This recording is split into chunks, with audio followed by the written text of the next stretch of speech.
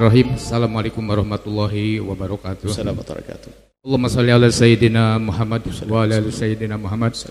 Mudah-mudahan Buya sekeluarga dan juga jamaahnya senantiasa dalam lindungan Allah Subhanahu wa taala. Amin ya rabbal alamin. Pertanyaan saya Buya, ciri-ciri bahwa orang itu sedang disayang, dapat teguran, dapat musibah dari Allah Subhanahu wa taala, atau ujian dari Allah Subhanahu wa taala, bagaimana untuk membedakannya?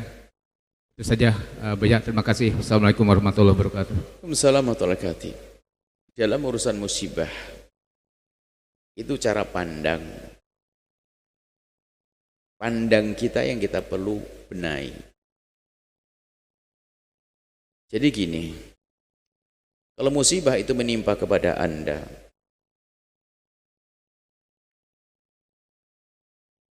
kaidahnya kan sederhana dulu, bahwasanya kalau ada seorang hamba diuji oleh Allah, itu tanda Allah cinta, karena Allah akan mengangkat derajatnya. Tandanya dia kuat dengan ujian. Innallaha idza habba 'abdan ibtalah. Allah kalau mencintai hambanya akan Allah uji dan diberi kekuatan untuk bisa menyelesaikan ujiannya. Makanya setiap Anda mendapatkan musibah atau bencana, maka katakan bahasanya di dalamnya ada ujian, Anda mau naik pangkat. Sehingga Anda melewatinya dengan penuh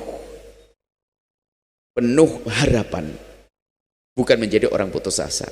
Diuji dengan sakit, diuji dengan husnudzon langsung, karena Allah akan mengangkat derajatku, derajat keluargaku, derajat anakku dan sebagainya.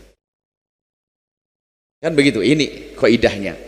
Jadi kapan Allah menguji, husnudzon yang harus kita hadirkan, bahwasanya Allah akan mengangkat derajatku. Maka lewati musibah itu adalah dengan menyerah kepada Allah tanpa protes dan seterusnya. Kemudian setelah itu baru cara pandang.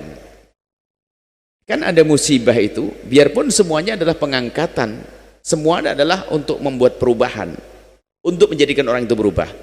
Jadi kalau ada seorang hamba kena musibah itu ada beberapa makna.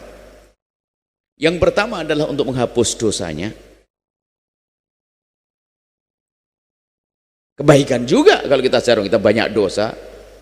Yang kedua adalah untuk pengangkatan derajat. Yang ketiga adalah untuk tabungan pahala di akhirat. Itu kan semua musibah. Untuk orang beriman. Orang beriman kalau dapatkan musibah seperti itu.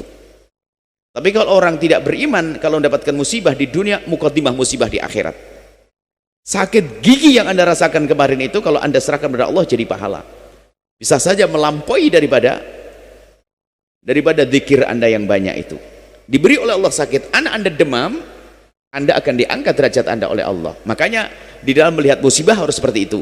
Cuman dalam menilai itu adalah yang harus waspada. Jika contoh pengampunan dosa, Anda boleh nunjuk ke sini. Jadi kalau Anda mendapatkan satu ujian, musibah, sakit dan sebagainya, Anda husnudzon, ini karena dosaku ya Allah, puji syukur padamu telah kuberi sakit, dan semoga dengan ini ampuni aku ya Allah, ampuni. Jadi kalau nunjukkan diri boleh, karena saya banyak dosa. Tapi kalau nunjuk ke orang, sedikit adab dong, bahasanya semoga Allah mengangkat derajatmu. Ini adab, jangan sampai tuh karena lu banyak dosa makanya. Nah kan tidak enak, ini nggak punya adab. Adab menilai itu penting. Kadang-kadang kita salah memahami ilmu. Orang Jogja kena gempa bumi karena banyak dosa. Wah, dia kurang ajar. Kenapa ada kita katakan orang Jogja kena gempa bumi, semoga Allah mengangkat derajat mereka, Allah memberikan pahala. Itu lo punya adab, tata krama. Karena bisa saja yang kena gempa itu nggak punya dosa dia. Orang sakit lama, ahli istighfar, kegencet. Loh. Jadi cara pandang aja. Anda punya tata krama dan kesomaan dalam mandang. Jadi kalau musibah menimpa orang lain, besarkan hatinya. Allah akan mengangkat derajatmu, Allah akan memuliakanmu, Allah akan gitu. Dan Allah mengampuni pakai gitu, tidak usah karena dosa-dosa. Aceh tsunami, karena di Aceh banyak dosa, banyak pezina. Loh, kalau urusannya banyak pezina dan pendosa, Cirebon juga harus kena tsunami dong. Kadang kita sering mandang orang dengan pandangan pici. Kelompok pandangan pici. Ini karena tidak punya adab kita mandang orang lain. Kenapa kita katakan Aceh diangkat derajat mereka oleh Allah, ditenggelamkan Dalam hadis Nabi kan disebutkan termasuk orang mati syahid mati tenggelam. Loh, kan enak. Sehingga yang hidup tuh, anak-anaknya yang hidup tuh ada kebanggaan, ayahku mati syahid. Lah ini orang salah karena perubahan. Di Aceh banyak orang tidak sholat. Lah ini orang, ini kan sudah nggak benar. Termasuk kita sering mendengar kalimat-kalimat orang yang congkak. Jogja digempurnya ini karena maksiat mereka semuanya. Maksiat. Wah, serem banget. Kayak dia tidak punya maksiat. Kalau urusan maksiat kayaknya gempah dulu dia yang kena. Jadi tolong cara pandang yang santun ya, yang sopan.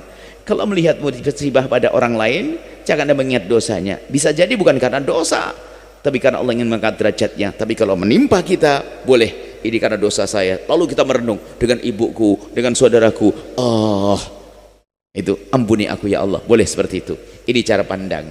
Wallahu a'lam bissawab.